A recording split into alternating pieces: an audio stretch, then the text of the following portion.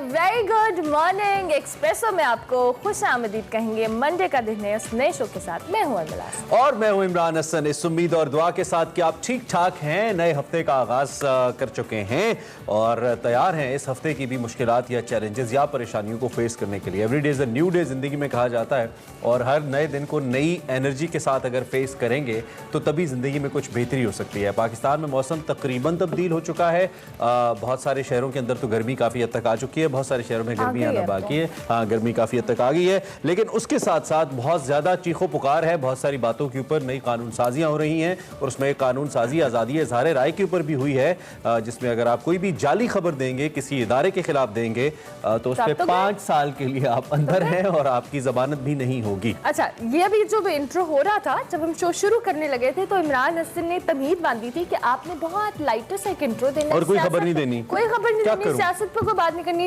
लेकिन मजाल है मेरी निकल जाती है खबर। अच्छा, एक बात कहूं और फिर हमने हेडलाइन है। वो बात पता क्या है, मैं सोच रहा था कि ये जो खतरनाक किस्म की खबरें सोशल मीडिया पे आती हैं कि फलां जगह तबाही हो गई, यू नो फलां जगह से क़यामत खेज खबरें होती है कि क़यामत आने वाली है, निशानियां सामने, उनका क्या होगा, तो सारे अंदर हो जाएंगे। वैसे ये फेक न्यूज़ पे बड़ी डिटेल डिस्कशन बनती है और इस पर हम करेंगे भी आगे जाके शो में। आज हमारे पास जो गेस्ट हैं, आप मेरे ख्याल से हैरानो परेशान रह जाएंगे। आपने स्टे बिल्कुल हमारे साथ रहने, यानी कि स्टे ट्यून्ड विद अस, और हम आपको बहुत ही जबरदस्त मेहमान से आज मुलाकात करवाएंगे। लेकिन थोड़ा सा आगे जाके शो में आगाज में आपको बताएंगे आज की हेडलाइंस। हुकूमत मुखालिफ तहरीक फाइनल मरहले में पहुंच गई। जोड़ तोड़ के गुरु आसिफ अली जरदारी और सियासत के माहिर मौलाना फजल रहमान में आज बड़ी मुलाकात।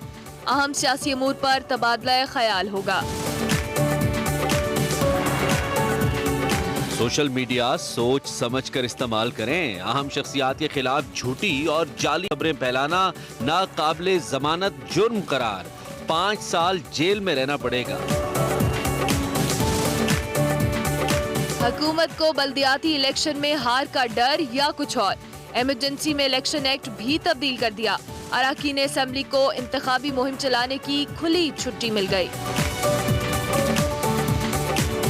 और सूफियाना मौसीकी से पूरी दुनिया को अपने शहर में जकड़ने वाली खूबसूरत आवाज की मालिका आबिदा परवीन होंगी एक्सप्रेसो की मेहमान।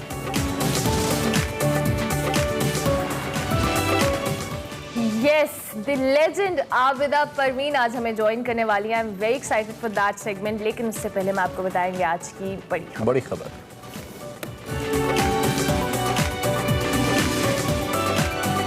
तो जनाब, अपोजिशन की जो जमातें हैं, अपोजिशन जमातें गुज़िश्ता कई दिनों से हुकूमत के खिलाफ तहरीक अदम एतमाद के लिए मेल मुलाकातें कर रही हैं और अब मरहला वार ये मुलाकातें जारी हैं और नए, या कहना चाहिए मुझे लगता है हतमी मरहले में ये मुलाकातें दाखिल हो रही हैं। आज मौलाना फजल रहमान और आसिफ अली जरदारी साहब की एक अहम मुलाकात हो रही है। वज़ीर आज़म भी अपोजिशन का मुकाबला करने के लिए मुतहरिक हो चुके हैं। अवामी राब्ता मुहिम शुरू कर दी है। मंडी बहाउद्दीन में वज़ीर आज़म ने एक जलसा भी किया। इस सियासी गहमा गहमी में 2 अहम ऑर्डिनेंस आ गए जिनका हमने जिक्र किया। पहला ऑर्डिनेंस इलेक्शन एक्ट के हवाले से है, जो मुझे ज़ाती तौर पे बड़ा अजीब लगा, being a political science student. इसमें तरमीम के पार्लियामेंटेरियंस को इसमें तरमीम के बाद जो इंतखाबी मुहिम है वो चलाने की इजाज़त दी गई है। दूसरा ऑर्डिनेंस इससे भी ज़्यादा अहम है। हुकूमत ने prevention of electronic crimes act 2016, जिसे पीका कानून कहते हैं और पहले भी इसकी बड़ी गूंज रही थी, आपको याद होगा, इसका एक तरमीमी ऑर्डिनेंस जारी कर दिया है। अब कोई भी शख्स जो television, social media, digital media पर पब्लिक ऑफिस होल्डर या सेलिब्रिटी के खिलाफ जो जाली खबरें हैं अगर वो चलाएगा, शेयर करेगा या ट्वीट करेगा, उसके खिलाफ सख्त कार्रवाई की जाएगी। खबर किसी शख्स के साथ या निजी जिंदगी को, उसकी जिंदगी को साख पहुंचाने के हवाले से हो सकती है। इस पर 5 साल की सजा भी होगी और इसको नाकाबिले जमानत जुर्म करार दिया इसके साथ साथ जी ट्रायल कोर्ट 6 माह के अंदर केस का फैसला करेगी, जबकि ट्रायल कोर्ट हर माह केस की तफसीलात हाई कोर्ट में जमा भी कराएगी। अगर 6 माह में ट्रायल मुकम्मल नहीं होता तो हाई कोर्ट मुतल्लिका जज से पूछेगा। जज हाई कोर्ट को मुतमईन ना कर सका तो उसके खिलाफ भी एक्शन होगा। वफाकी वजीर कानून फारूक नसीम साहब ने खबरदार किया है कि झूठी खबर फैलाने पर किसी को इस्तिस्ना नहीं मिलेगा। इस पर वजीर आजम पर भी मुकदमा हो सकेगा। ताहम इंसानी हकूक़ कमीशन ने कानून की मुखालफत की है, जबकि पीपल्स पार्टी ने इसे ज़बान बंदी करार दिया है। जबकि लीगी रहनुमा मरीम नवाज साहिबा ने खबरदार किया कि ये कानून इमरान खान और उनके साथियों के खिलाफ इस्तेमाल होने वाले हैं, फिर ना कहना, बताया नहीं था। इसी हवाले से सीनियर साफी और तजियाकार जनाब मजहर अब्बास साहब हमारे साथ मौजूद हैं बराह रास्त, उनसे बात करते हैं। मजहर अब्बास साहब, बहुत शुक्रिया। आई होप आप ठीक ठाक हैं, आपके दिन का आगाज़ अच्छा हुआ है। सबसे पहले तो मैं ये सहाफ़ती जो मामलात हैं जिस पर हुकूमत मुख्तलिफ औकात में कोशिश करती रहती है कि किसी न किसी तरीके से गला घोंट दिया जाए, पकड़ लिया जाए, लेकिन कल तो एक कानून की सूरत में इसको अमली शक्ल देने की कोशिश की गई। आप बीइंग सीनियर जर्नलिस्ट मुख्तलिफ अदवार को आपने देखा है, कवर किया है और उसमें ऐसे इक़दाम भी देखे हैं, आप इस कदम को कैसे देख रहे हैं टूवर्ड्स दी क्या जिसे कहना चाहिए आज़ादी इज़हार राय की जानिब? जी बहुत बहुत शुक्रिया और सुबह बखैर। आपने कहा कि हाँ, अखबारात पढ़ते हैं तो एकदम वो शेर याद आ जाता है, सभी हैं मुंतज़िर अच्छी खबर के, मगर अच्छी खबर कोई नहीं है। बाकी देखिए हंसी आती है जब हुकूमत फेक न्यूज़ की बात करती है, इसलिए कि मैं हमेशा से ये कहता रहा हूँ कि पाकिस्तान में ministry of information, ministry of disinformation होती है और ये बनाई ही इसी वजह से गई थी कि हर हुकूमत की जो डिसइंफॉर्मेशन है वो लोगों तक पहुँचाई जाए। तो मेरा ख्याल है फ़र्रुख नसीम साहब इसकी इब्तिदा जो है वो मिनिस्ट्री ऑफ इंफॉर्मेशन से करें कि वहाँ से जो इंफॉर्मेशन जो है फीड की जाती है, वहाँ उसका पूरा स्ट्रक्चर का जायज़ा लें और उन्हें पता चल जाएगा कि फ़ेक न्यूज़ कहाँ से आती हैं। ये बिल्कुल हमारी बदकिस्मती ये रही है कि हमारे यहाँ हर दौर में एक ना एक कोई शरीफुद्दीन पीरज़ादा रहे हैं जो हुकूमतों को इस तरह गाइड करते हैं कि वो दरअसल मिसगाइड करते हैं। इस कानून को जब बनाया गया था तो वो मुस्लिम लीग नून का दौर था और उसको जो पैका ज़ाहिर 2016 की पार्लियामेंट ने पास किया था। हमारे यहाँ जब पार्लियामेंटेरियंस कोई कानून बनाते हैं तो उसे पढ़ते नहीं हैं और ख़ास तौर पे हुकूमत जमात के लोग जो होते हैं, क्योंकि कल वही कानून उनके गले पड़ता है जिस तरह मुस्लिम लीग नून के ये कानून गले पड़ा आगे चल के, और इसको सबसे ज़्यादा इस्तेमाल किया तहरीक इंसाफ की गवर्नमेंट ने, जो उस वक्त इस कानून की मुखालिफ थी। उस वक्त इमरान खान इसी कानून के मुखालिफ थे जिस कानून को आज वो मजीद सख्त करने जा रहे हैं। कोई भी खबर जो है वो डिसइंफॉर्मेशन अगर हो तो वो खबर नहीं होती, वो ज़ाहिर फेक होती है। लेकिन इसका तयन कौन करेगा, ये है असल सवाल। इसके तयन करने वाले कितने क्रेडिबल हैं, ये है असल सवाल।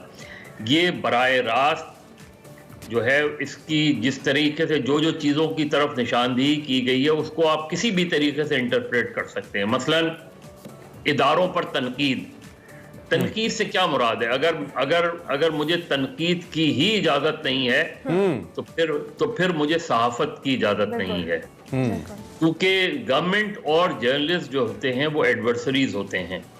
मेरा काम ही हुकूमती, खास तौर पे हुकूमती मामलात पर तनकीद करना है और क्योंकि तारीफ करना जो है वो हमेशा आपको दूसरी तरफ ले जाता है। आप कोई अच्छा काम कर रहे हैं तो ये आपकी जिम्मेदारी है। इसके लिए अवार्ड्स नहीं दिए जाते, बिल्कुल ये जिम्मेदारी होती है। ये एक वजीर की जिम्मेदारी होती है कि वो सही मानों में काम करे। सही।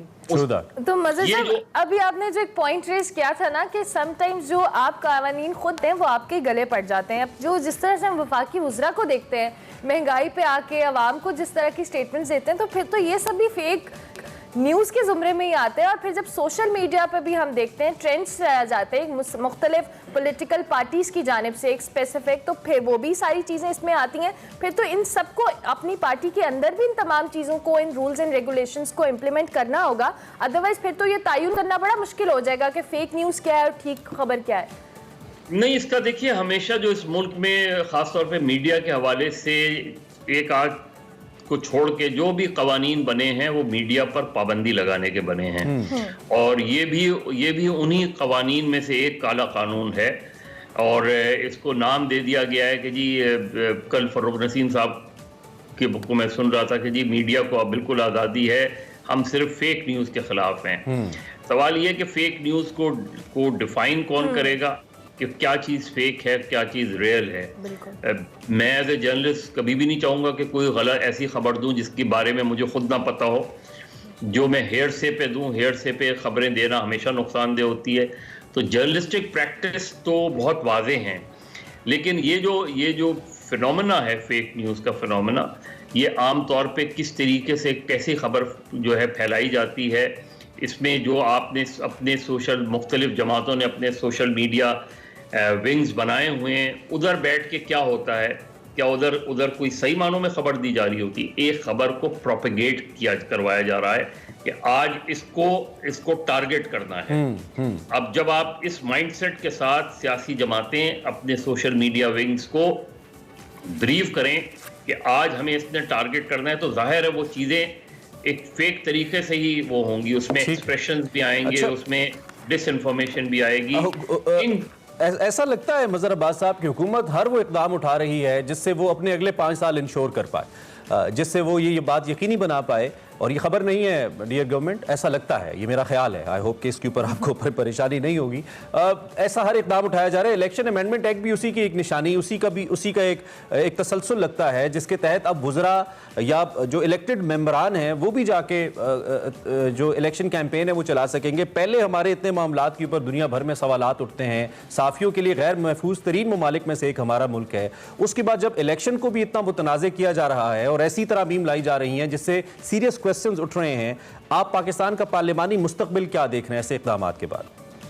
देखिए, ये दोनों जो ऑर्डिनेंस है ना, ये मेरा ख्याल है, और क्योंकि आरिफ अलवी साहब की मजबूरी है कि उनका काम सिर्फ दस्तखत करना है, वो ऑर्डिनेंस सही हो गलत हो कैसा भी हो वो दस्तखत कर देते हैं, ये सोचे बगैर कि कल वही डॉक्टर आरिफ अलवी इन्हीं चीज़ों के खिलाफ खड़े हुआ करते थे।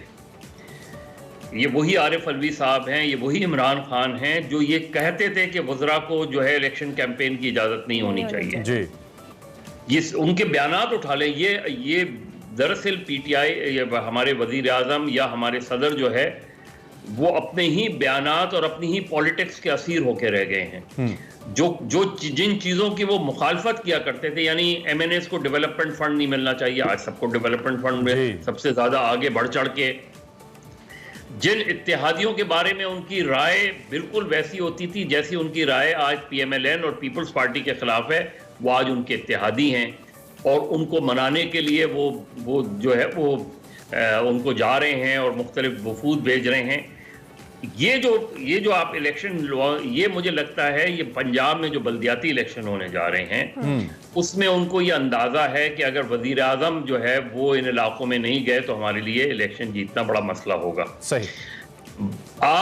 मैं ये बात ठीक है कि जी पार्टी के पार्लिमानी लीडर है या इवन MNAs MPs हैं, माँ सिवाय उनके कि जो जाके वहाँ कोई डेवलपमेंट फंड्स का ऐलान करें, इस तरह की चीज़ें, वज़रा या वजीर आज़म या सरकारी ओहदेदारों को इजाज़त नहीं होनी चाहिए। सही। उनको क्योंकि वो बाय डिफॉल्ट, एक तो ये कि जब आप मिनिस्टर हैं, आप इस इलाके में जाते हैं तो आप सरकारी प्रोटोकॉल में जाते हैं, बिल्कुल ऐसी, बिल्कुल, और फिर उसका इन्फ्लुएंस भी होता है, फिर उसका इन्फ्लुएंस होता है, फिर वहाँ जाहिर है एक वजीर का कॉन्फ्लिक्ट ऑफ इंटरेस्ट आ जाता है।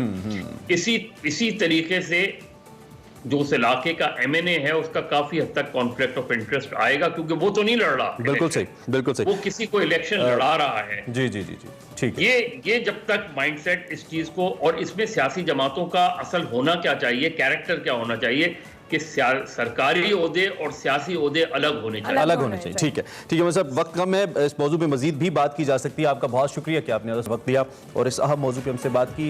मजहर अब्बास साहब, मुल्क की मौजूदा पॉलिटिकल सिचुएशन विद दैट, ये जो कानून नया लाया जा रहा है मीडिया के हवाले से, इस पर बात कर रहे थे, इस पर बात हम करते रहेंगे। सभी सहाफ़ती तंजीमों ने उसको यकसर मुस्तरद किया इस कानून को, ये बताना बहुत जरूरी है। गलत बात नहीं करनी। एक ब्रेक लेते हैं, ब्रेक के बाद आते हैं। Back to Express. अब बात करेंगे पाकिस्तान सुपर लीग के दूसरे मरहले की, तो इख्तिताम पजीर हो चुका है और पहुंच गया है। हाँ, मतलब वही तकरीबन हो चुका है। ये वो वाला इख्तिताम है कि चारों टीम्स प्लेऑफ में पहुंच चुकी है। मुल्तान सुल्तान्स, लाहौर कलंदर्स, पेशावर ज़ल्मी और इस्लामाबाद यूनाइटेड बिलाखिर आखिरी मरहले में पहुंच चुकी हैं। अब ये टीम है, उसके हवाले से हम आपको बता दें कि मुल्तान सुल्तान्स और लाहौर कलंदर्स तो सेफ पोजीशन में है, लेकिन आज जो आखिरी मैच होगा वो होगा जी इस्लामाबाद यूनाइटेड, एग्जैक्ट, ज़ल्मी और कलंदर है। अच्छा, कराची को, सॉरी, कोयटा ग्लैडिएटर्स ने कल आपने देखा जी, और इस हवाले से जो कल का मैच हुआ वो कितना इंटरेस्टिंग था, वो उसमें इस्लामाबाद यूनाइटेड क्या पोजीशन और कारकर्दगी और जो प्लेऑफ्स के लिए मरहले में जाने वाली टीम्स, इनका क्या जो आगे स्कोप होगा, इस हवाले से बात करेंगे सीनियर तज्जियाकार और एंकर पर्सन मिर्जा इकबाल बेग हमारे साथ मौजूद है। मिर्जा साहब गुड मॉर्निंग, कैसे हैं आप, खैरियत से? सुबह खैर अरमला, आपको भी और इमरान को मैं बिल्कुल ठीक हूँ। Thank you very much. Are you ready to say welcome back to Karachi? Karachi Kings को वापस कह दिया आपने, वेलकम बैक। कराची किंग्स के साथ तो बहुत बुरा हुआ है और हिस्ट्री में कभी पीएसएल की नहीं हुआ कि किसी एक सीजन में एक टीम 9 मैचेस हारी हो। इससे पहले जो है कोयटा ग्लैडिएटर्स की टीम 8 मैचेस हारी थी गुज़िश्ता बरस। तो मेरे ख्याल में कराची किंग्स के साथ बहुत बुरा हुआ। They have to go back to the drawing board और अपनी टीम को, अपने कोचेस को, अपने प्लेयर्स को वो क्या करते हैं, ये बड़े अफसोस की बात है। उनकी कारकर्दगी बड़ी मायूस कुन रही। ठीक हो गया। तो मिर्जा साहब कोयटा ग्लैडिएटर्स के साथ भी तो कल बड़ा बुरा हुआ, जीत के भी बाहर हो गए। हाँ, ग्लैडिएटर्स की कारकर्दगी भी अरमला, अगर आप देखें गुज़िश्ता जो 29 मैचेस हैं उनमें से सिर्फ 10 मैच जीती है कोयटा ग्लैडिएटर्स। गुज़िश्ता अगर आप 3 सीजन्स की बात करें, ये वही टीम है जो पहले सीजन में फाइनल में पहुंची, दूसरे सीजन में फाइनल में पहुंची और चौथे सीजन में जिसने कामयाबी हासिल की, चैंपियन बनी। लेकिन उसके बाद से इनकी कारकर्दगी डिटीरियोरेट होना शुरू हुई है और जवाल की तरफ गामजन है। हालांकि बीवन रिचर्ड भी आ गए थे, लेकिन उनकी टीम को बड़े डिसएडवांटेजेस थे। मेरे ख्याल में उनकी टीम का कॉम्बिनेशन सही नहीं बन पाया, उनके प्लेयर्स भी अनफिट हो गए, हसनैन नहीं थे, नवाज नहीं थे, बड़ा फर्क पड़ा उनकी कारकर्दगी पर। बिल्कुल। तो आप इसमें भी कोई फिर बड़ी तब्दीलियां कोयटा ग्लैडिएटर्स में भी देख रहे हैं? जैसे कुछ लोग इंडिया दे रहे हैं ऑन सोशल मीडिया कि कोयटा ग्लैडिएटर्स की जो मैनेजमेंट है उसको सोचना चाहिए कि टीम क्यों हारी है। कोई बड़ी तब्दीलियां देख रहे हैं आप? देखिए, मोइन खान कोयटा ग्लैडिएटर्स के साथ डे 1 से वाबस्ता है, लेकिन अब टीम की कारकर्दगी जवाल की तरफ गामजन है। तो कोयटा ग्लैडिएटर्स के मालिक नदीम उमर को सोचना पड़ेगा कि क्या टीम मैनेजमेंट में तब्दीली होती है या नहीं। कप्तान का तो पहले ही कह चुके हैं कि जब तक सरफराज अहमद खेलते रहेंगे वही कप्तानी करेंगे। तो अब देखते हैं अगले सीजन में क्या होता है। वो कुछ बहुत ज्यादा होशियार बन रहे थे लड़कों के जो रिक्रूटमेंट में, जो उनके नबील हाशमी साहब है, वो रिक्रूटमेंट में कुछ ज्यादा ही चालाकी दिखा रहे थे, जिसका खमियाजा उन्हें भुगतना पड़ा। मिर्जा साहब, लाहौर रुपये का आज मैच होगा जिससे पोजीशन जो है पॉइंट्स टेबल पे जो क्लियर होगी, दूसरी और तीसरी पोजीशन, क्या लगता है कौन दूसरी पोजीशन पे अपनी जगह बना पाएगा? देखें, पेशावर के 2 खिलाड़ी नहीं होंगे, लाइम लिविंगस्टन और उसके अलावा शेरफन रदरफर्ड, ये दोनों अवेलेबल नहीं है।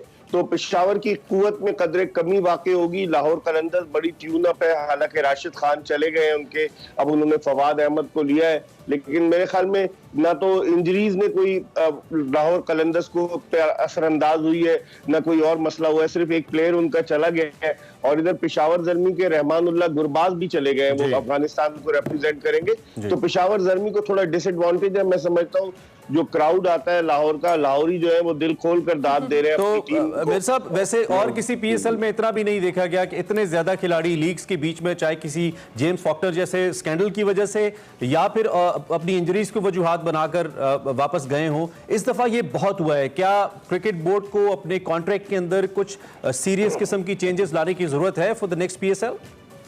ये बड़ा आपने वैलिड पॉइंट रेज किया। इस तरह से तो ये लीग खराब हो जाती है। इतने भारी मुआवजे पर प्लेयर्स को लाते हैं और इमरान इनको 70% अदायगी जब लीग शुरू होने से पहले हो जाती है।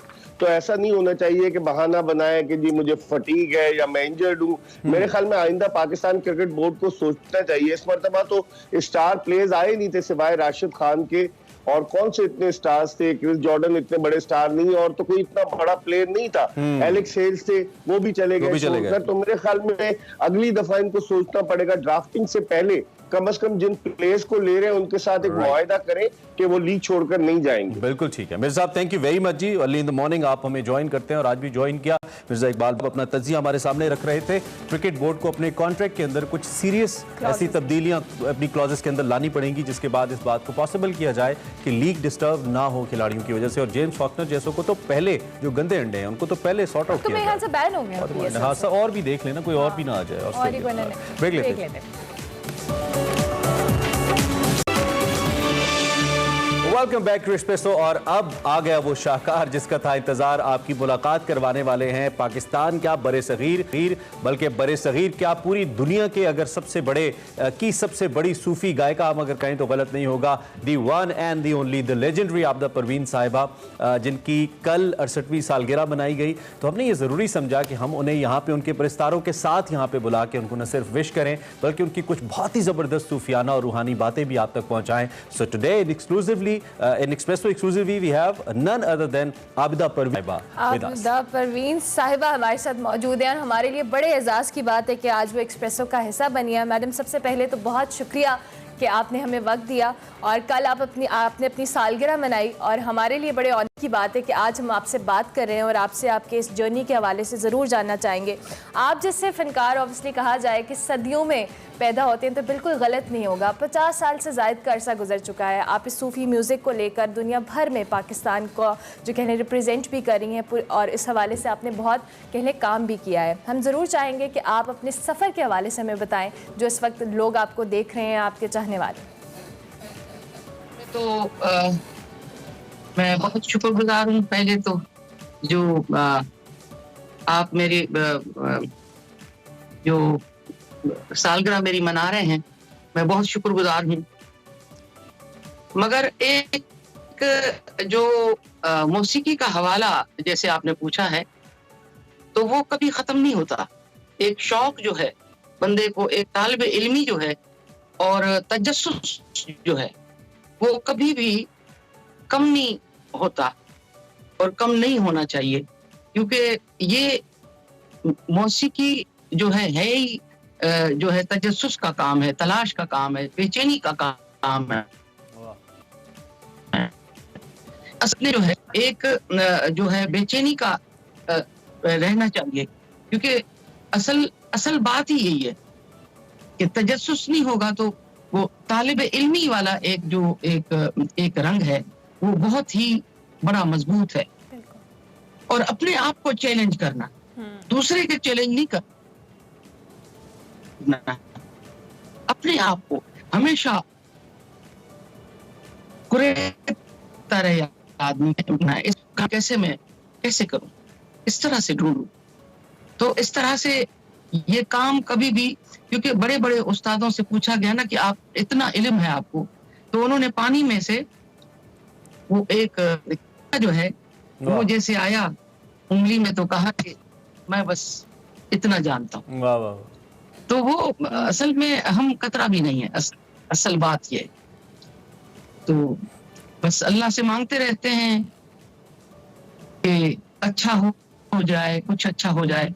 बस हम्बली काम करते हैं दरगाही मौसीकी का, क्योंकि हमारे जो इर्द गिर्द एक सिलसिला है वो बहुत मजबूत है और वो है आपने चूंकि दरगाही मौसीकी का आपने जिक्र किया, हमें लगता है कि इस कलाम में, इस अंग में इतनी ताकत है कि ये दुनिया को हिला सकता है, इंसान को तब्दील कर देता है।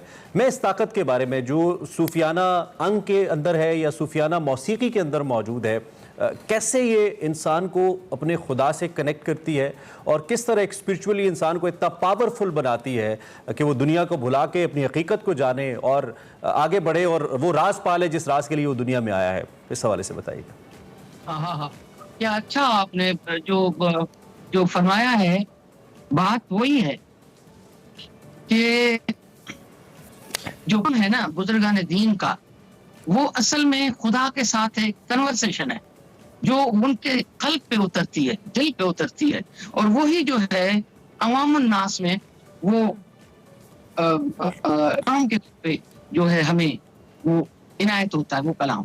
तो उसमें ये होता है कि ये दरगाही मौसीकी जो रास्ते इसी में से ही है। कभी भी जो है इसकी रिहर्सल और इस सोच है, असल में बेचैनी ही रब है, क्योंकि बेचैनी नहीं होगी तो कैसे ही होगा। अपने आप में बेचैनी पैदा करें, इस तजस्सुस को भी ढूंढने के लिए बेचैनी की तसव्वुफ की एक ताकत जो है कल्ब और रूह को, क्योंकि कल्ब में रूह है तो उसको ताकत इन्हीं कलाम से मिलती है कि वो ऐसे जहान में आबाद हो जाए जो अल्लाह से का जहान है, जो हुजूर पाक सल्लल्लाहु अलैहि वसल्लम सरकार का जहान है। मजबूत पंजतन पाक का एक सिलसिला जो है वो वहां से ही है सब, और सारे दरगाह जो है वो उन्हीं की निस्बत है। तो वो असल में बात जो आपने पहले कही है कि नया भी यही है, नया जो है वो है ही जो जो जो मतलब कि गुम कर दे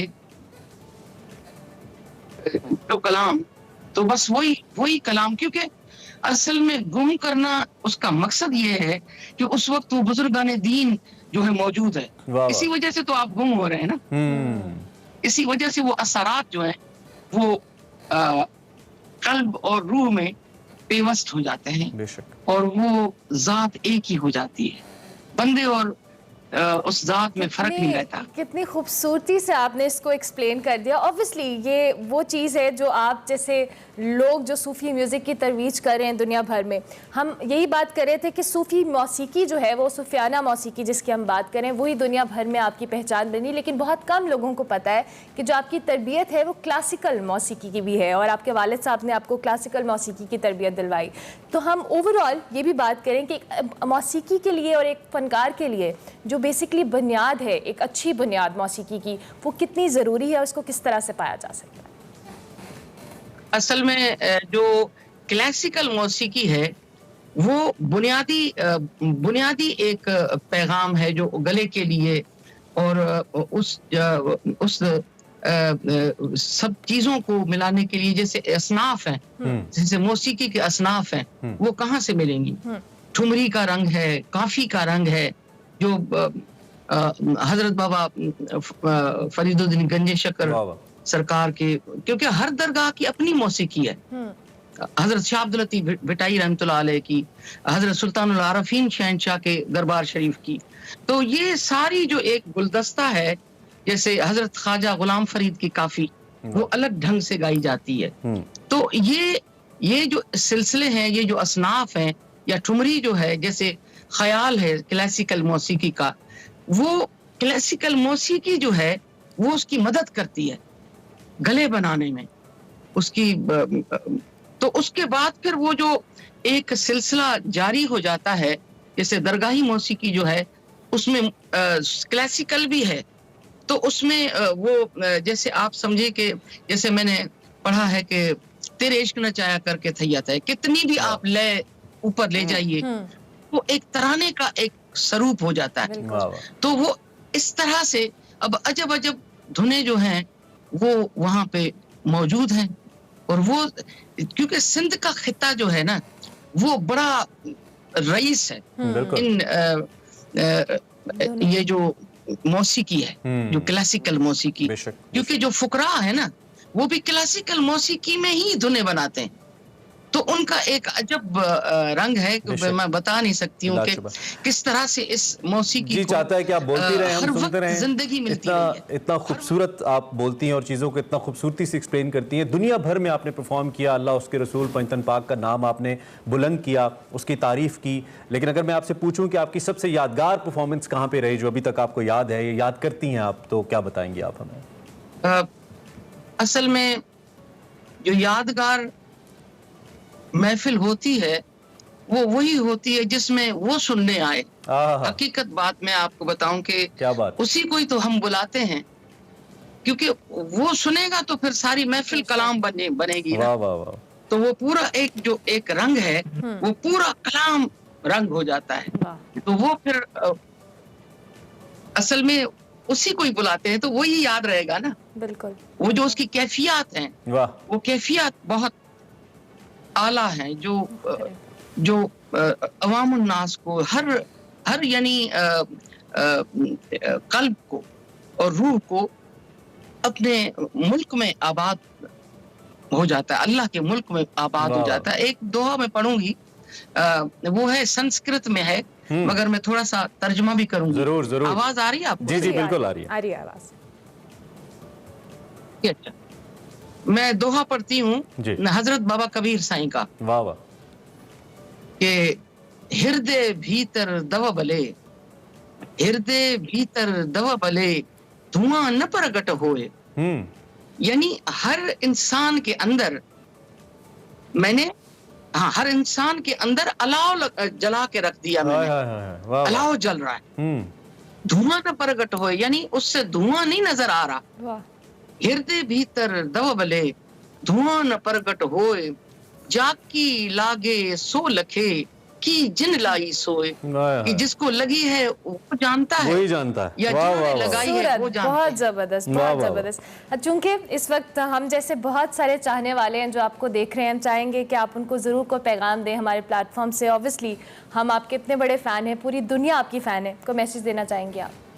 मैं उनके प्यार को इबादत समझती हूँ, मैं आपके प्यार को इबादत समझती हूँ कि इतना जो है वो अकीदतन, और जो मुझे मैसेजेस मिलते हैं वो मैं कहती हूँ कि पता नहीं अंदर उनका दिल बोलता है क्या, उनकी जबान हो गई है, रूह उनका जबान हो गया है, ये उनका कलम जो है वो किस तरह से ये बातें लिखते हैं कि ये कभी, जैसे मैं समझती हूँ कि आई ही नहीं थी ऑडियंस से, सुनने वाले से कभी आई ही नहीं थी। ऐसे ऐसे मैसेजेस हैं। तो मैं बहुत सलाम पेश करती हूँ, बड़ी शुक्रगुजार हूँ, और हम्बली जितना भी हम पढ़ते हैं ये दरगाही मौसीकी, दरगाही जो कलाम है, बस उसमें आप हमें दुआ करें कि उसमें और बरकत पैदा हो। आमीन। और हम, आप हमारे दिलों में रहती हैं, अल्लाह आपको जिंदगी दे और ऐसे ही आप कई सालगिरह मनाती रहें। ऐसा हो नहीं सकता कि आप हमारे साथ हों और हम आपसे कुछ सुने ना। अगर कुछ दो बोल आप अता कर दें पेश कर।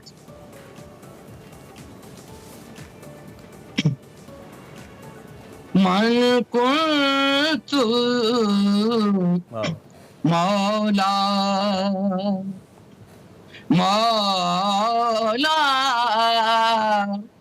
मन कुन्तु मौला, फहादा अलियुल मौला, मौला मौला, मन कुन्तु मौला। अली का मर्तबा अल्लाह अकबर, अली का मर्तबा, अली का मर्तबा अल्लाह अकबर, खुदा ने तेग दी अहमद ने दुख्तर। वाह वाह वाह। मन कुन्तु मौला मौला मौला, जब तक बिका न था, जब तक बिका न था तो कोई पूछता न था। तूने मुझे खरीद के अनमोल कर दिया। क्या कहना है? मन कुन्तु मौला, फहादा अलियुल मौला, मन कुन्तु मौला। Welcome back to Expresso program के दूसरे हिस्से में। इनफैक्ट दूसरे आवर में आपको खुशामदीद कहते हैं। We have a lot to share. हम आपको लाइनअप भी दिखाएंगे कि आज क्या है हमारे पास दूसरे हिस्से में दिखाने के लिए। फिल वक्त दो बड़ी इंपॉर्टेंट चीज़ें हैं जिसमें हमने बात करनी है। एक तो हमने माँ बोली के ऊपर बात करनी है, जो मादरी जुबान है, इस पर बात करेंगे। लेकिन उससे भी पहले एक बड़ा आलमी मालियाती स्कैंडल एक और सामने आ रहा है। वंस अगेन वो जो स्विस बैंक्स हैं उनके हवाले से है, और स्विस सीक्रेट्स ने उनकी एक रिपोर्ट ने तहलका मचा दिया है, जिसमें रिपोर्ट में इंकिशाफ ये हुआ है कि 100 अरब डॉलर से जायद बैंक अकाउंट्स की जो तफसीलात और अकाउंट्स हैं उनको सामने लाया गया है। इन बैंक रिकॉर्ड्स में डिक्टेटर्स, करप्ट पॉलिटिशियंस, मुख्तलिफ स्पाइस, जासूस और मुजरमों के नाजायज़ खाते शामिल हैं। स्विस सीक्रेट्स अकाउंट रखने वालों में उर्दन, यमन, इराक, मिस्र के सरबराहान और उनके रिश्तेदार भी शामिल हैं। जिम्बाब्वे के साबिक सदर, उनके मुखालफिन को कुचलने के लिए एक बैंक ने 10 करोड़ डॉलर की रकम दी। साबिक मिस्री आमिर हुस्नी मुबारक, साबिक मिस्री इंटेलिजेंस चीफ उमर सुलेमान के अकाउंट्स भी सामने आए हैं। और इसके अलावा कई अहम अहम शख्सियात हैं जिसके हवाले से ये स्टोरी सामने आ रही है। और जो ये स्टोरी डेवलप होगी, वी बिलीव कि इसमें बहुत बड़े बड़े नाम सामने आएंगे और पता चलेगा कि बहुत सारे सरबराहान ने कैसे अपनी कौमों को लूटा और पैसा इधर मुंतकिल किया। तो जनाब इस हवाले से भी बात करनी है और मादरी ज़बान का आलमी दिन भी है, जैसे हमने स्टार्ट में बताया, उस पर भी हम डिटेल में जाके आगे बात करेंगे। शो में चौंक सेकंड आ रहे हैं हमारा 10 बजे में, बहुत सारे सेगमेंट्स होते हैं, बहुत कुछ होता है, तो आपको दिखाते हैं 10 बजे की एक्सप्रेसो हेडलाइंस। पाकिस्तान समेत दुनिया भर में मादरी ज़बान का आलमी दिन मनाया जा रहा है। दिन मनाने का मकसद ज़ुबानों को नापैद होने से बचाना है। सेगमेंट निकले तेरी तलाश में बात करेंगे मुस्तनसर हुसैन तारड़ साहब से, उनकी किताब प्यार का पहला पंजाब पर। और सेगमेंट देसी फूड में फरियाल राना खिलाएंगी 20 से ज्यादा डिशेस से तैयार करदा पाकिस्तान का सबसे बड़ा प्लेटर।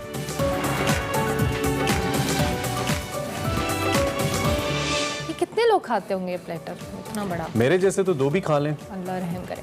अच्छा जनाब, अब बारी हमारे सेगमेंट निकले तेरी तलाश में, जिसमें हम मुस्तनसर हुसैन तारड़ साहब और वकार अहमद मलिक बात करें मुस्तनसर हुसैन तारड़ साहब की किताब प्यार का पहला पंजाब के ऊपर। तो देखते हैं आज का निकले तेरी तलाश में।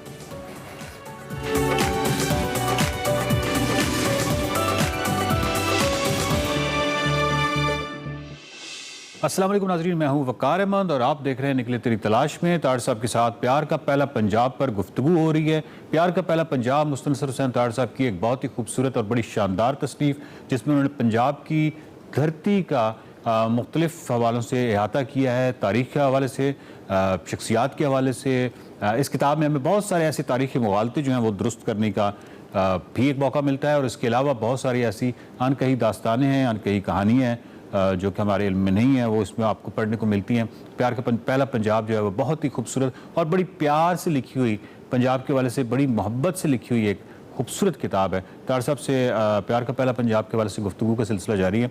तारड़ साहब, जिस तरह की हमने गुज़श्ता सेगमेंट में बात की थी पिछले हफ्ते कि जो पिछली किस्त थी हमारी, उसमें हमने हज़रत वारिस शाह के वाले साहब से बात की थी और मैंने उस वक्त आपको कहा था कि तैयार रहिएगा, अगली नशिस्त में हम आपसे हज़रत बाबा फ़रीद के बारे में पूछेंगे। तो सब हज़रत बाबा फ़रीद के हवाले से बताइए, हज़रत बाबा फ़रीद के हवाले से अपनी मोहब्बत, अपनी अकीदत के बारे में बताइए।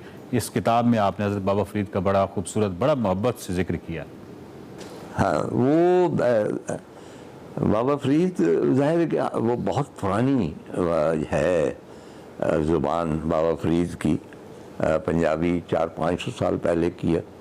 थोड़ा सा मुश्किल पेश आती, बल्कि मुझ जैसों के लिए बहुत ज़्यादा मुश्किल पेश आती। जैसा कि मैंने अर्ज़ किया, ग्रंथ साहब में उसमें है कि वही उठ फरीदा सुतिया सुबह नमाज गुजार, या उठ फरीदा सुतिया झाड़ू दे मसीत, और तू सुता रब जागदा तेरी डाढे नाल प्रीत। ये लाप्रीत मतलब है कि बाबा जी के कलाम में है। और या मतलब वो दुख के बारे में उन्होंने कहा है कि कूक फरीदा कूक जिमें राखा जवार, क्योंकि जवार जो है उसको जो रखवाला होता है वो उसको बहुत ज़्यादा मेहनत करनी पड़ती है, तोते चिड़ियाँ ज्वार को खाने। तो कूक फरीदा कूक जिमें राखा जवार। और उसके आगे है कि दुख सभाए जग, ये महात्मा बुद्ध का जो है ना तो तमाम दुख है। तो दुख सभाए जग कोठे चढ़ के देखिया घर कर ए हुई आग। तो ये सारा ग्रंथ साहब से आया। तारड़ साहब, प्यार का पहला पंजाब में एक बड़ा ही खूबसूरत वाक़या पढ़ने को मिला। मैं चाहता हूँ कि ये वाक़या अगर आप यहाँ पे नाज़रीन को बता दें। वाक़या बेसिकली अहमद राही के हवाले से मैं आपको याद दिलाता हूँ। आपने इस किताब में अहमद राही के हवाले से लिखा है कि अहमद राही जो हैं वो क्या अजीम इंसान थे। आपकी सालगिरह पर तशरीफ़ लाए और आपने बड़े खूबसूरत फ़िक्रा लिखा है। आपने लिखा है कि हमारे ज़माने में बड़े लोग ऐसे ही होते थे। तो मैं चाहता हूँ कि ये वाक़या अगर आप नाज़रीन को सुना दें ताकि मालूम हो कि बड़े लोग कैसे होते थे। अहमद राही को बड़े लोग से मुराद ये है कि जिस तरह वो पैट्रोनाइज करते थे, बाबा ज़हीर काश्मीरी इस तरह किसी का दिवाचा लिखा या पता नहीं फ्लैप, तो मैंने किताब खरीद ली, 2 रुपये 12 ने की उस जमाने में, इतनी फजूल शायरी। तो कहने लगे कि देखो भाई अगर राख भी हो ना, उसमें फूंक मार देनी चाहिए कि हो सकता है उसमें कोई चिंगारी हो। तो मेरा काम है फूंक मार देना। अब अगर चिंगारी है तो भड़क उठेगी, तो नहीं तो ना सही। मैंने उनसे बहुत सीखा, इसीलिए अब मैं बहुत ज़्यादा लोग शिकायत करते हैं कि आप कई लोगों को लिख के दे देते हैं कि ये बड़े अच्छे। तो मैं कहता हूँ कि मैं ज़हीर काश्मीरी का हवाले से मैं समझता हूँ कि कोई भी जो भी लोग लिख रहे हैं तो मेरा काम उनको इनकरेज करना है, ताकि अगर किसी में है चिंगारी है तो अलाव बन जाए। इसी तरह अहमद राई, अब अहमद राई के मतलब बहुत पुराने शायर, सवेरा के एडिटर, मतलब है कि ये अपना साहिल लुधियानवी के दोस्त, पुराने ज़माने के लोगों में से वो एक थे और यहीं रहते थे निस्बत रोड। तो मेरे साथ बस मैंने 2-4 इंटरव्यू किए टेलीविज़न पे, तो उसके मतलब बहुत शफकत मुझ पे करने लगे और मैं उनको बहुत बड़ा मानता था। और मतलब है कि इतने हम्बल, मतलब तिरंजन उनकी किताब कहा जाता है कि वो पंजाबी शायरी में एक लैंडमार्क। तो वहाँ पे गए दिल्ली 1-2 दोस्तों के साथ, उन्होंने अमृता को मिलना था। तो अमृता बैठी अपने राज सिंहासन पे, जाहिर है कि उसके भी चाहने वाले बहुत। तो बातें होती रहीं, तो किसी कहने लगी कि कौन कौन है बाकी लोग। अहमद राई ने अपना तारुफ नहीं करवाया, वो बैठे रहे सुनते रहे दरवेशों की तरह। उनका जी ये अहमद राई, कहने की अहमद राई तिरंजन वाले। उनका जी, वो नीचे उठ के बैठ गई, कहने की आपने क्या किया ये, आप तो हमारे बड़े हैं। मतलब वो इस किस्म का बंदा था कि अपने आप को वो अनाउंस नहीं करता था। और जो ज़ुबान उसकी पंजाबी में है, मसलन हीर रांझा में जो गाने हैं, मसलन वो मैंने पूछा जी कि ये जो गाना है नूरजहां का कि मैं तो हो गई कुर्बान, तो ये 2 दफ़ा हो आपने लिखा था। कहने कि नहीं मैंने नहीं लिखा था, मैंने लिखा था कि मैं तो हो गई या कुर्बान। तो ख्वाजा साहब ने जब उसको माचिस की डब्बी पे यूं करके उसकी धुन बजाई, कहने कि नहीं 2 मरतबा आएगा। और मैंने कहा कि ये 2 मरतबा किस तरह आ सकता। वकार किसी भी गाने में आप देखें कि इस किस्म की तकरार नहीं है जी, लेकिन जब वो धुन बनी है तो वो उसी की वजह से। और उसके बाद बाकी जो उनकी पंजाबी की वोकैबुलरी थी और जो ठेठ लफ्ज़ भी बुलाते थे और वो आसान भी थी, खुले दिल वाले बूए अजे मैं नहीं हूँ टोए टोए, चना पता नहीं क्या तारियां दी लोए लोए। मतलब उनका जो था ना, मतलब आजकल हम कहते हैं कि जी दरवाज़ा बंद कर दो, पंजाबी में दरवाज़ा बंद कर दे, लेकिन वो कहते हैं बुआ है, बुआ पुराना रखे और टो देना बुए नो बंद करना। मैं ये सिर्फ एक मिसाल के तौर पे। तो वो ये था कि मेरी 60वीं सालगिरह थी, तो प्रेस क्लब लाहौर ने वहाँ पे फंक्शन था, उन्होंने किया, तो इशफाक साहब सदारत कर रहे। तो मैं बैठा हुआ था, तो मैंने देखा कि काफ़ी लोग थे, तो एंटर हुए हैं राई साहब और किसी के सहारे ही कुंट वॉक। तो मैं फ़ौरन वहाँ से उठा हूँ, मैं स्टेज से उतर गया हूँ। जो भी मुकर्रर मेरी शान में तारीफ़ें कर रहे थे वो छोड़ के मैं गया हूँ और मैंने जाके तो मैंने उनको रिसीव किया। मैंने कहा राई साहब आप क्यों आए हैं आप? तो कहने लगे बात ये है कि मुझे पता चला था कि तुम्हारी बर्थडे है और मेरा जी चाह के तो मैं मुबारकबाद। मतलब उनको कोई मैंने उनको इनवाइट नहीं किया था, इसीलिए कि आई न्यू कि भाई ये बीमार है, लेकिन ये इतने बड़े लोग। वाह वाह वाह। डॉक्टर साहब आपने एक दफ़ा हीर रांझा जो फिल्म है उसको सबसे बेहतरीन पाकिस्तानी फिल्म, यानी अगर पाकिस्तानी फिल्मों की फहरिस्त बनाई जाए, जो कि आपने अपनी पसंदीदा फिल्मों की एक फहरिस्त बनाई हुई है, तो उसमें सबसे टॉप पे नंबर 1 पे आपने हीर रांझा को रखा। और मेरा सवाल ये कि वो जो फहरिस्त आपने बनाई थी, जिसकी सरे फहरिस्त जो थी वो पंजाबी की ये फिल्म थी हीर रांझा पाकिस्तानी फिल्मों में, तो क्या आज भी ये ही फिल्म सरे फहरिस्त है हीर रांझा? और इसकी वजूहत क्या है? हीर रांझा क्यों बड़ी फिल्म थी? एक टीवी चैनल ने कोई सिलसिला शुरू किया कि मुख्तलिफ लोगों से जो ज़रा जाने पहचाने जाते थे कि भाई आपकी फेवरेट फिल्म कौन सी।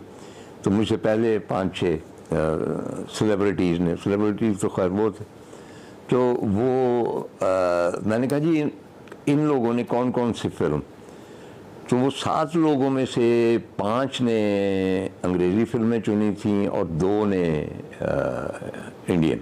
ठीक। अच्छा, मेरा कोई नहीं है, मैं अंग्रेज़ी भी बहुत देखता हूँ, इंडियन भी कुछ देखता हूँ, पैलेस्टीनियन देखता हूँ या ईरानी जो बहुत बेहतर होती हैं। कोई मेरा वो नहीं है, कोई तासब नहीं है, लेकिन सिद्के दिल से मैं ये समझता हूँ कि हीर रांझा जैसी परफेक्ट फिल्म और कोई नहीं बनी। और परफेक्शन कहाँ कहाँ है, आप शुरू हो जाएंगे कास्ट में से। फिरदौस जैसी हीर कोई नहीं बनी आज तक। एजाज मतलब कि बेवकूफ़ सा रांझा चाहिए था। आपको पता है ना कि रांझा ज़रा he was slightly feminine, you know, बाल शाल चौपड़ के बैठा बंसरी बजा रहा, कम कोई नहीं कर रहा। तो वो उसका एजाज was perfect, good for nothing जो होता है ना। तो उसके बाद अजमल जैसा कह दो किसने करना है, इतना बड़ा एक्टर अजमल, और आप उसको देखें कह दो में जब वो लंगड़ाता हुआ आता है। और इसी तरह कॉमेडी की सेक्शन पे मुनव्वर ज़रीफ और रंगीला ने कमाल किया। उसके बाद म्यूज़िक आए तो ख्वाजा खुर्शीद अहमद का एक एक गाना जी, मतलब उसका गाना है जुल्फ़ां दी ठंडी ठंडी छां डोल, आप उसकी बीट देखें। ये सारे अहमद राई साहब ने, अगेन अहमद राई साहब के सॉन्ग, ख्वाजा खुर्शीद अहमद की मौसीकी। और उसके बाद सिनेमाटोग्राफी, वो क्या नाम था उनका, रहमान, मुझे अब नाम भूलने शुरू हो जाए। आप वो जो है ना सुन वंजली दी मिस्ट्री टान जी, उसकी आप देखें कि उसकी टेकिंग क्या है, किस तरह कैमरा किस तरह मूव कर रहा है। चुनाचे ऑल सेड एंड डन, बाकी जो भी पंजाब का कल्चर है, जो चीज़ें उन्होंने दिखाई हैं, मेरा नहीं ख्याल कि इससे अच्छी कोई फिल्म, मतलब तमाम शोबों में किसी एक शो वहाँ भी बनी है, उर्दू में बनी है, उर्दू में तो बन नहीं हो सकती ही जी, ये बड़ा मुश्किल है कि मतलब वारिस शाह की हीर है, तो वो I still consider it to be the most important और सबसे खूबसूरत फिल्म। मतलब मैं जो है करतार सिंह उसको भी बड़ा हाई रेट करता हूँ, लेकिन बहरहाल हीर रांझा। बहुत शुक्रिया तार साहब, इस सेगमेंट में आपने हमें बाबा फरीद के बारे में बताया। इस सेगमेंट में आपने हमें अहमद राई साहब के हवाले से जो ज़बरदस्त किस्म की मालूमात दी हैं, कितने बड़े आदमी थे। और मैं जो सबसे ज़्यादा मुतासिर हुआ वो जब आपने कहा कि अमृता प्रीतम के पास यानी अहमद राई साहब भी बैठे हुए थे और उन्होंने अपना तारुफ नहीं कराया, ऐसे डाउन टू अर्थ आदमी। और जब उनको मालूम हुआ कि ये तो अहमद राई हैं, और फिर आपकी सालगिरह पर तशरीफ़ लाए। हीर रांझा के हवाले से आपने बताया कि ये इसलिए बहुत बड़ी फिल्म थी क्योंकि स्क्रीन पर नमूदार होने वाले जो चेहरे हैं वो भी क्या टैलेंटेड थे और कमाल फनकार थे, और जो स्क्रीन के पसे पर्दा रहने वाले जो लोग थे वो कितने बड़े लोग थे। तो हीर रांझा जो है उसको किसी भी जहत से देखें इस फिल्म को तो ये पाकिस्तान की एक सबसे बड़ी फिल्म है, आपकी फहरिस्त में ये सर फहरिस्त है। तो मुस्तनसर हुसैन तार साहब से गुफ्तगू का सिलसिला प्यार का पहला पंजाब पर जारी है। प्यार का पहला पंजाब के हवाले से हमारी अगली जो नशिस्त है जो कि अगले हफ्ते होगी निकले तेरी तलाश में के सेगमेंट में, उसमें हमने मलका हास के बारे में पूछना है। एक बहुत ही उसकी एक सिग्निफिकेंस है। और इसके अलावा एक सवाल हमने ये पूछना है, तार साहब ने एक्चुअली इसमें किताब में जिक्र किया है कि उनके पोते को इलामा इकबाल के पोते से फैंटी पड़ गई। इस हवाले से थोड़ी सी उनसे पूछेंगे अगर वो बताना चाहें। और दूसरा जो है कसूर शहर के हवाले से बात होगी। तो देखते रहिए निकले तेरी तलाश। Welcome back to space. और अब कुछ बात करते हैं मादरी ज़बान के हवाले से। पाकिस्तान समेत दुनिया भर में आज इसका आलमी दिन मनाया जा रहा है और इसको मनाने का जो मकसद है वो दुनिया भर में बोली जाने वाली छोटी ज़बानों की बका और सकाफती जो डाइवर्सिटी है इसके किरदार के हवाले से आगाही फैलाना है, इसकी अहमियत को उजागर करना है। पहली मरतबा नवंबर 1999 को अगर हम थोड़ा तारीखी लिहाज से बात करें तो ये दिन मनाया गया। 2000 से ये 21 फरवरी को यानी कि आज के दिन हर साल मनाया जाता है मादरी ज़बान के दिन के तौर पर। ऑक्सफोर्ड यूनिवर्सिटी की एक तहकीक ये कहती है कि दुनिया भर में तकरीबन 7000 ज़बानें बोली जाती हैं। एशिया में 2200 से ज़बानें मजबूरी तौर पर बोली जाती है और पाकिस्तान में सिर्फ अगर बात करें तो 80 या उससे ज़ायद बोलियां बोली जाती हैं। ज़बानों पर तहकीक करने वाले जो अमरीकी इदारे हैं उसके मुताबिक मुल्कों के हवाले से अंग्रेजी सबसे ज़्यादा यानी कि 112 ममालिक में बोली जाती है। इसके अलावा 60 ममालिक में फ्रेंच बोली जाती है, जबकि 44 में अरबिक, 57 में स्पेनिश और जर्मन भी 44 ममालिक में बोली जाती है। जबकि उर्दू 23, जबकि हिंदी 20 और पंजाबी 8 ममालिक में बोली जाती है। मादरी ज़बानों को अगर लाहा खतरात के हवाले से बात करें तो पाकिस्तान की अगर हम नंबरिंग या उसकी जो पोजीशन है उसके हवाले से बात करें तो 28वें नंबर पर है। और इसी हवाले से आज हम बात करेंगे कि मादरी ज़बान का जो आलमी दिन मनाया जा रहा है, इसका पर्पस बेसिकली क्या है, थीम क्या है और इसको किस तरह से हम प्रिवेंट कर सकते हैं जो लाहा खतरात है। हमारे साथ न्याज नदीम साहब मौजूद हैं, चेयरपर्सन इंडस कल्चर फोरम। उनसे हम बात करेंगे, उनको हम खुशामदीद भी कहेंगे। बहुत शुक्रिया न्याज नदीम साहब कि आपने इस इम्पोर्टेंट दिन के हवाले से हमें ज्वाइन किया। ऑब्वियसली मादरी ज़बान का आलमी दिन तो आज मनाया जा रहा है, बेसिकली हम इसके पर्पस और इसके थीम के हवाले से ज़रूर जानना चाहेंगे कि इस साल का थीम क्या है। जी बहुत शुक्रिया आपका बुलाने का। तो इस साल जो मादरी ज़बानों का आलमी दिन है उसका थीम है कि टेक्नोलॉजी को हम मादरी ज़बानों की प्रिजर्वेशन के लिए और ख़ास तौर पे मादरी ज़बानों में तालीम के लिए किस तरह इस्तेमाल कर सकते हैं। तो आपको पता है कि ज़बानों को, जैसे आपने भी जिक्र किया कि पाकिस्तान में 70-72 के करीब ज़बानें और इसके नंबर्स के बारे में मुतदाद वो क्या दावे भी हैं, लेकिन इसमें से कोई 25 से 27 ज़बानें ऐसी हैं पाकिस्तान में जिनको मदूमी का ख़तरा है, यानी वो ख़त्म हो सकती हैं, उनको वो इंडेंजर्ड लैंग्वेजेस है। तो अब जैसा कि क्योंकि टेक्नोलॉजी ने काफ़ी सारी तरक्की की है और बहुत सारे मसाइल के हल के लिए टेक्नोलॉजी का इस्तेमाल हो रहा है, तो इस साल का जो थीम है वो भी ये इनकरेज करता है कि आप ज़बानों की प्रिजर्वेशन के लिए, ज़बानों की प्रोटेक्शन के लिए भी आप टेक्नोलॉजी का इस्तेमाल करें तो ज़्यादा बेहतर होगा। ख़ास तौर पे एजुकेशन में, ख़ास तौर पे ज़बानों को प्रिजर्व करने में, ख़ास तौर पे ज़बानों को प्रमोट करने में अगर जो आप टेक्नोलॉजी का इस्तेमाल है वो बेहतर कर सकते हैं। जैसा कि आपकी स्क्रीन के ऊपर भी चल रहा है कि UNDP पाकिस्तान ने भी एक फिल्म का सहारा लिया है पाकिस्तान में लिंग्विस्टिक डाइवर्सिटी को आगे बढ़ाने के लिए, तो वो भी एक तरह से टेक्नोलॉजी का इस्तेमाल। ज़बान तो बुनियादी तौर पर अपनी कम्युनिकेशन का एक ज़रिया है जिससे आप कम्युनिकेट करते हैं, और इसके लिए हम अगर वक्ती तौर पे देखें तो एक ज़बान, जैसे अब आप भी, मे भी आपका ओरिजिन सिंध हो या सराइकी हो, लेकिन आप भी उर्दू बोल रहे हैं, मैं भी उर्दू बोल रहा हूँ, तो हम उर्दू में बात तो कर रहे हैं, बात तो पहुँच रही है। उसके बावजूद मादरी ज़बान की अहमियत क्यों आ जाती है, क्यों अहम है मादरी ज़बान का बोला जाना या उसकी तरक्की और तरवीज के लिए काम करना और उसको प्रिजर्व करना, जैसे आपने कहा, ये क्यों ज़रूरी है फिर? देखें, जो मादरी ज़बान का नाम है आप इसी से अंदाज़ा करें कि ये माँ की ज़बान है। अब माँ की ज़बान का मतलब ये है कि जो बच्चा सबसे पहली आवाज़ सुनता है वो माँ की आवाज़ होती है, और उस ज़बान में जो बच्चा सीखता है, समझता है, उसका सीखने के अमल का किसी और अमल से मुकाबला नहीं है। और ये दुनिया भर के जो राइज उसूल हैं उनके मुताबिक ये है कि मादरी ज़बान आपकी सोचने की, एहसासात को रिप्रेजेंट करने की सबसे पहला जो मीडियम है वो मादरी ज़बान होती है। उसके बाद आपकी सेकेंडरी ज़बान हो जाती है, उसको आप कौमी ज़बान कहें, उसको आप राब्ते की ज़बान कहें, उसको आप ऑफिशियल लैंग्वेज कहें, कुछ भी कहें, वो आपकी दूसरी करीब तरीन ज़बान होती है जो आपकी यानी सोसाइटी के अंदर इंटीग्रेट होने के लिए आपको दरकार होती है। उसके बाद आप फिर इंटरनेशनल ज़बानों की तरफ जाते हैं। तो जब तक आप पहला स्टेप जो है मादरी ज़बान वाला उसके अंदर एक्सेल नहीं करेंगे तो आपकी जो सोच है, अभी हमारा जो पाकिस्तान की मादरी ज़बानों का अदबी मेला जो कल ही ख़त्म हुआ है, इस दिन की मुनासबत से होता है, हमारे जो की नोट स्पीकर थे उन्होंने ये कहा, जो नासिर अब्बास नैयर साहब, उन्होंने कहा कि जी मादरी ज़बान में जब आप सोचते हैं तो आपकी सोच मुबहम नहीं होती, वाज़ेह होती है। तो सबसे पहली जो, अगर आपको अपनी सोच को वाज़ेह रखना है, मुबहम नहीं रखना, और आप अपने ख्यालात को एक अच्छे अंदाज से एक्सप्रेस करना चाहते हैं तो मादरी ज़बान की अहमियत उस लिहाज से ज़्यादा है।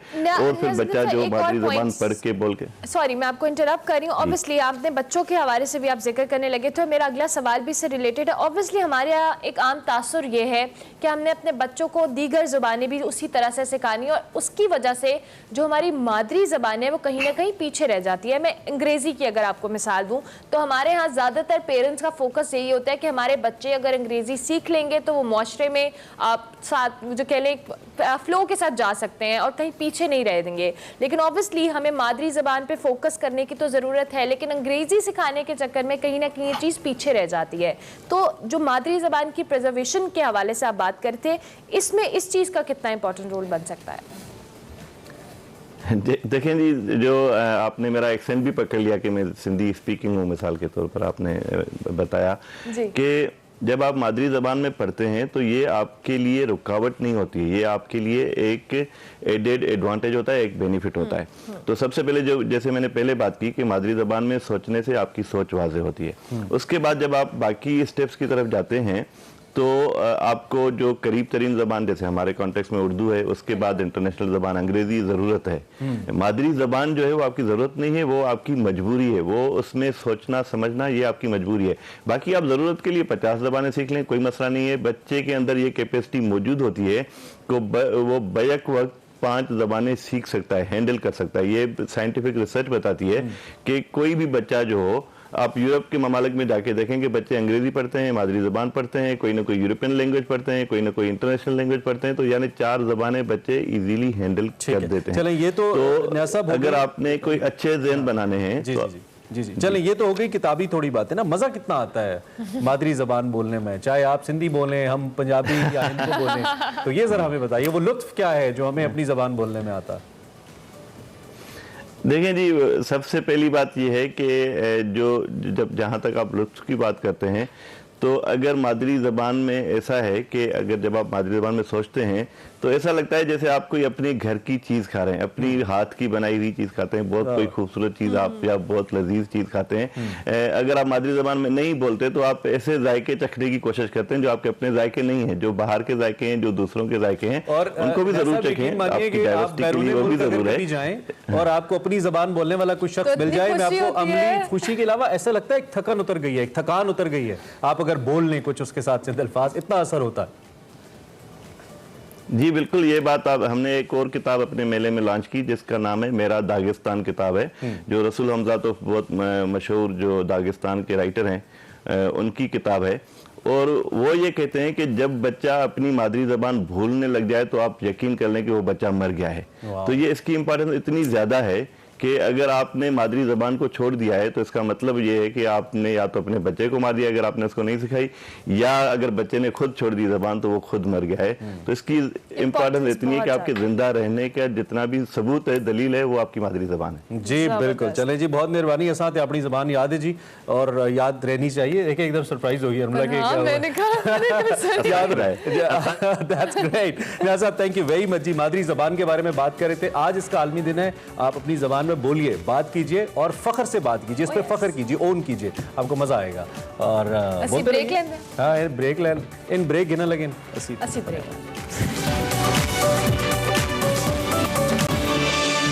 Welcome back to Expresso. अब हम आपको खिलाने वाले हैं सबसे बड़ा प्लेटर, जिसमें हाँ बहुत बड़ा, जिसमें 20 डिशेस हैं।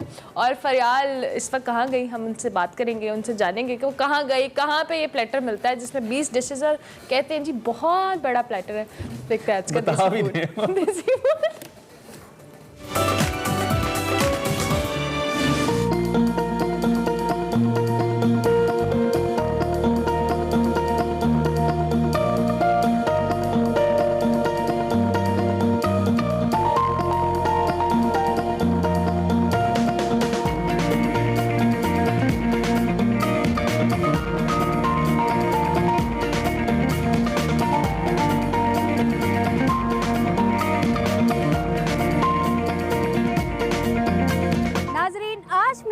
फैसल टाउन मलवारी पराठा कबाब पर, जहां पर सर्दियों में गर्मा गर्म फिश टकाटक बनाया जाता है और साथ ही साथ यहां पर पाकिस्तान का सबसे बड़ा प्लेटर भी तैयार किया जाता है। आइए चलकर देखते हैं प्लेटर में कितनी किस्म की डिशेस हैं और यहां का टेस्ट कैसा है। नाजरीन, यहाँ पर यूके चारकोल चिकन तैयार किया जा रहा है। आगे चलकर देखते हैं और क्या क्या बन रहा है।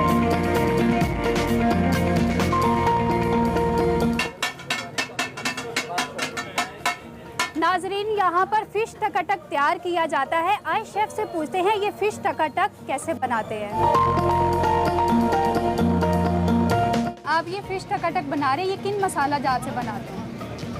ये वही मसाला जात होते हैं जो आप टकाटक में डालते हैं, लेकिन थोड़ा सा उनमें कुछ ऐड किया जाता है। हमारे पास 5-6 किस्म की फ़िश तैयार होती है। अच्छा, फ़िश में तो कांटे भी होते हैं, तो वो भी अंदर मिक्स कर देते हैं आप?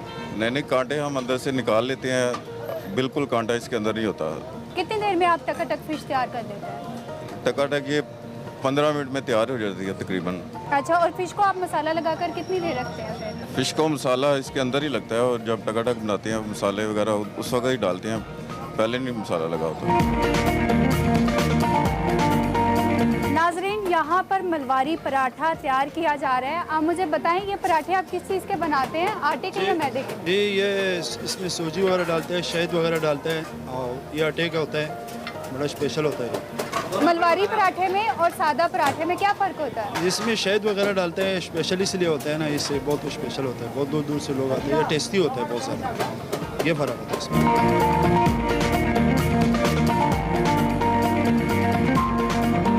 हमारे साथ मौजूद हैं यहाँ के ऑनर मियाँ एहसान अहमद। आप मुझे बताएं, सबसे पहले ये काम किसने शुरू किया था और आप कितने अरसे से ये काम कर रहे हैं? जी, ये भाई ने शुरू किया था, जो इस टाइम अमेरिका में अपना रेस्टोरेंट चला रहे हैं, तो वो अल्हम्दुलिल्लाह जो ना 32 साल हो गए हैं, 32 साल पहले उन्होंने शुरू किया था। जब आपने ये काम स्टार्ट किया था तब कितनी डिशेस थी और अब कितनी डिशेस बना रहे हैं? जी अल्हम्दुलिल्लाह, जब हमने स्टार्ट किया था तो हमने सिर्फ मलवारी पराठा और कबाब जो है ना, इसमें हमने 2 आइटम जो है ना रखी थी, लेकिन वक्त के साथ साथ जो है ना अल्हम्दुलिल्लाह हम इसमें जो है ना इंट्रोड्यूस करवाते गए कस्टमर्स की रिक्वायरमेंट के मुताबिक, और अल्हम्दुलिल्लाह इस टाइम हमारी 100 से ज़्यादा अल्हम्दुलिल्लाह डिशेस मलवारी पराठा कबाब पर मौजूद है। पाकिस्तानी बोनलेस हांडी बना रहे हैं, स्पेशली जो है ना चिकन मखनी तैयार कर रहे हैं, चिकन कढ़ाई है, तवा पीस है, ब्रेन मसाला है, गुर्दे कूड़ है, गुर्दा कीमा है, उसके अलावा चिकन बारबेक्यू में अफगानी बोटी है, चिकन बोटी है, मलाई बोटी है, चिकन कबाब है, अफगानी कबाब है, ग्रेवी कबाब है, और स्पेशली मैं यूके से जो है ना चारकोल चिकन लेके आए हूँ, जो है ना जिसकी रेसिपी और मशीन उसकी वो यहाँ पे अल्हम्दुलिल्लाह मैं जो है ना मलवारी पराठा कबाब के साथ सर्व कर रहा हूँ। और अल्हम्दुलिल्लाह ये सर्दियाँ, जैसे आपको पता सर्दियों की आमद हुई है, और अल्हम्दुलिल्लाह हमने यहाँ पे फ़िश टकाटक जो है ना शुरू किया। आप यहाँ पर इतनी सारी डिशेस बनाते हैं और डिमांड सबसे ज़्यादा किस डिश की है? चिकन मखनी है हमारी स्पेशलिटी में, और चिकन मखनी के साथ साथ जो है ना हमारी अफगानी बोटी बहुत ज़्यादा पसंद की जाती है, मलाई बोटी है, और ग्रेवी कबाब जो है ना हमारे अफगानी ग्रेवी कबाब, ये कस्टमर बहुत ज़्यादा लाइक करते हैं हमारे।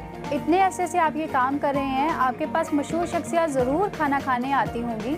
अल्हम्दुलिल्लाह यहाँ पर जितनी भी शख्सियात हैं, आप जुडिशरी में लगा लें, ब्यूरोक्रेसी में लगा लें, मिलिट्री में लगा लें, और जितने आपके टीवी चैनल्स के सीनियर एंकर्स हैं, उनका पसंदीदा माशाल्लाह ये पॉइंट है। और उसके अलावा जो जितनी शोबिस की फेमस शख्सियात हैं, वो भी अल्हम्दुलिल्लाह मतलब पाकिस्तान की जितनी समझ एलीट क्लास जो है वो अल्हम्दुलिल्लाह मलवारी पराठा कबाब को बहुत ज़्यादा पसंद करती है। आप पाकिस्तान का सबसे बड़ा प्लेटर तैयार कर रहे हैं, इस प्लेटर की ख़ास बात क्या है और इस प्लेटर में कौन कौन सी डिशेस सर्व कर रहे हैं? जी नो डाउट अल्हम्दुलिल्लाह हमारा ये दावा है कि पाकिस्तान पूरे में हमसे ज़्यादा बड़ा फैमिली के लिए प्लेटर कोई भी नहीं तैयार कर रहा, क्योंकि उसमें ऑलमोस्ट हमारे पास जितनी भी आइटम्स है हमारे रेस्टोरेंट पे, उसको हमने जो है ना एक ही प्लेटर के अंदर जो है ना पूरे रेस्टोरेंट की आइटम्स को जो है ना हमने मर्ज कर दिया।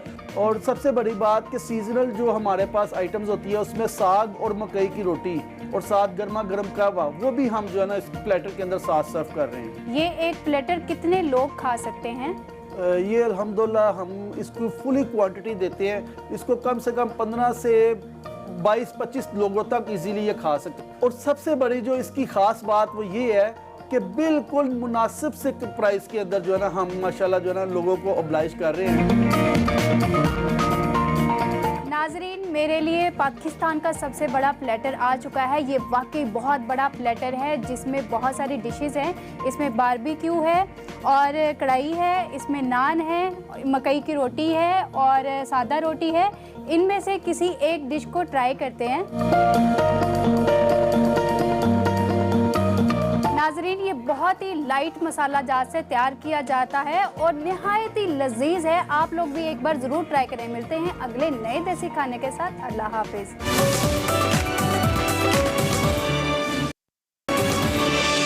Welcome back to Expresso. Program का आखिरी हिस्सा है। अब से कुछ देर पहले खबर आई है आलमी शोहरत याफ्ता कवाल ज़मान ज़की ताजी साहब के हवाले से, जो खालिक की हकीकी से जा मिले हैं। ज़मान ज़की ताजी गुज़िश्ता कई माह से कैंसर के मरज़ में मुब्तला थे। उनका इलाज भी जारी था। अचानक तबीयत उनकी बिगड़ गई, हॉस्पिटल ले जाया गया जहाँ वो जाँ भर ना हो सके और खालिक की हकीकी से जा मिले।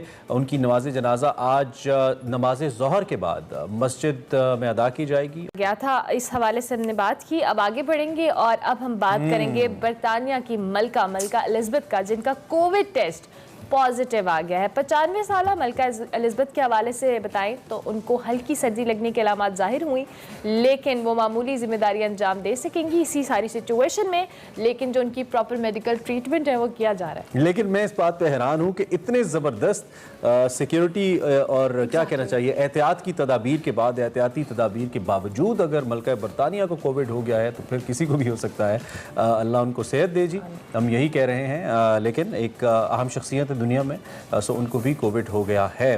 खैर इन दी एंड आगे बढ़ते हुए we have two more stories. One is about Karachi, दूसरी भी ऐसे कराची के बारे में है, लेकिन पहली ये आप विजुअल्स, खूबसूरत विजुअल्स देख सकते हैं। ये कराची के माहीगीरों ने इसको कैप्चर किया है और ये हैम्बैक वेल है जिसकी वीडियो रिकॉर्ड की गई है। WWF पाकिस्तान की जानिब से वीडियो में एक वेल जो है वो पानी में गौते खाती नजर आ रही है और ये अपनी जो कहने एक बहुत नायाब नस्ल की वेल है जो खाने और नस्ल को आगे बढ़ाने के लिए बहरे अरब का रुख करती है। और इसके मनाजिर हम आपको टीवी स्क्रीन पर दिखा रहे हैं। ये माहिगीरों ने इसको कैप्चर किया और ये कहा जा रहा है कि बहुत नायाब नस्ल की वेल है। सिंध और बलूचिस्तान के समंदर में 79 से ज्यादा हैम्बैक वेल्स का मुशाहिदा किया गया है और एक अंदाजे के मुताबिक अब दुनिया में सिर्फ 100 रह गई हैं। ये कुछ इस तरह की खबरें आ रही हैं। हाँ, और पाकिस्तान में इसकी 6 अक़साम पाई जाती हैं।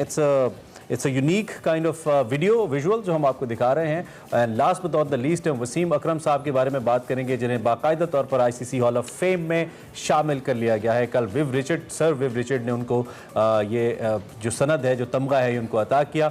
और वसीम अकरम जिन्होंने एक अरसे तक तकरीबन 3 दहाइयों तक कह सकते हैं, 2 से ज़ायद दहाइयों तक पाकिस्तानी क्रिकेट की खिदमत की है as fast bowler, captain, test cricketer, उनको बाकायदा तौर पर ICC हॉल ऑफ फेम में शामिल कर लिया गया है। और ये एजाज़ पाकिस्तान के लिए भी यकीनी तौर पे बहुत बड़ा एजाज़ है जो कि वसीम अकरम साहब को मिला है। ज़बरदस्त जनाब, हमारी तरफ से मुबारकबाद वसीम अकरम साहब को। इसी नोट पर हम आपसे इजाज़त लेंगे। आपसे हमारी मुलाकात होगी कल। फीडबैक हमारे सोशल मीडिया हैंडल्स पर लाजमी दीजिएगा। मंडे का दिन था, भी पूरा हफ्ता बाकी है, फिर मुलाकात होगी कल। तब तक के लिए अल्लाह हाफ़िज़।